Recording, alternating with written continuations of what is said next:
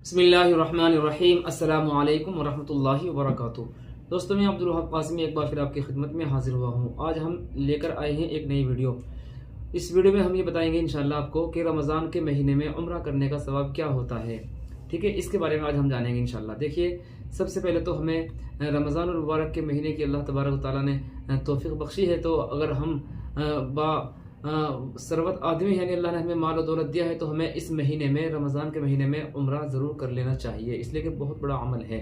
ठीक है, अल्लाह के नबी सल्लल्लाहु अलैहि वसल्लम से इस सिलसिले में एक रिवायत मिलती है जो हज़रत अब्दुल्ला इब्न अब्बास रज़ी अल्लाह तआला अन्हु से मरवी है। वो बयान करते हैं कि अल्लाह के नबी सल्लल्लाहु अलैहि वसल्लम ने एक अंसारी औरत से मालूम किया कि तुम्हें क्या हो गया है, कि क्या रुकावट है कि तुम हमारे साथ में हज नहीं कर रही हो। तो उस खातून ने कहा कि हमारे पास सिर्फ 2 ऊँट है, एक पर मेरे शोहर और मेरा बेटा हज करने के लिए चला गया है और एक हमारे लिए छोड़ दिया गया है कि जिससे हम अपनी खेती वगैरह सैराब कर सकें। अल्लाह के नबी सल्लल्लाहु अलैहि वसल्लम ने इरशाद फरमाया कि जब रमज़ान का महीना आ जाए तो उसमें उम्रा कर लेना, तो ये हज का सवाब रखता है, यानी हज का तुम्हें इसमें सवाब मिल जाएगा।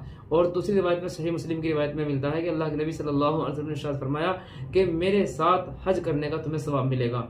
तो मालूम हुआ कि इस रिवायत से हमें पता चलता है कि रमज़ान के महीने में उम्रा करने का बहुत बड़ा सवाब है, यानी एक तो नफल का सवाब फ़र्ज़ों के बराबर कर दिया जाता है, तो एक उम्रे का सवाब अल्लाह तबारक व तआला फ़र्ज़ों के बराबर कर देते हैं। ठीक है, और अल्लाह के नबी सल्लल्लाहु अलैहि वसल्लम के साथ हज करने का हमें सवाब मिलेगा। कितनी बड़ी फजीलत है।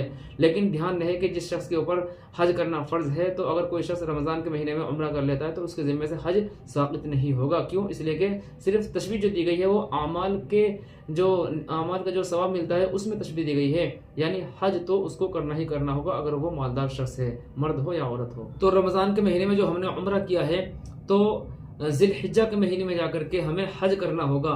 तो इसी तरीके से अल्लाह के नबी सल्लल्लाहु अलैहि वसल्लम का एक और फरमान है कि इंसान के जब आखिरत में फ़र्ज़ों में कमी रह जाएगी तो वो नवाफिल के ज़रिए से मुकम्मल की जाएगी उसको। तो यहाँ पर जो अगर किसी के फ़र्ज़ हज में कमी रह गई होगी तो इस उम्रे के ज़रिए से अल्लाह तबारक व तआला उस कमी को पूरा कर देंगे, ये मतलब है इसका। और हज जो होगा वो सिर्फ ज़िलहिज्जा के महीने में ही होगा, साल में एक मरतबा हज होता है, वो भी ज़िलहिज्जा के महीने में होगा। और उम्रा रमज़ान के महीने में कर रहे हैं हम, तो दोनों में काफ़ी डिफरेंट है। उम्मीद है बात आपकी समझ में आई होगी। आपके भी कोई मसाइल हो, क्वेश्चन हो, कमेंट बॉक्स में लिखिए, अगली वीडियो में इंशाल्लाह उसको बताया जाएगा। अस्सलामु अलैकुम वरहमतुल्लाहि वबरकातुहू।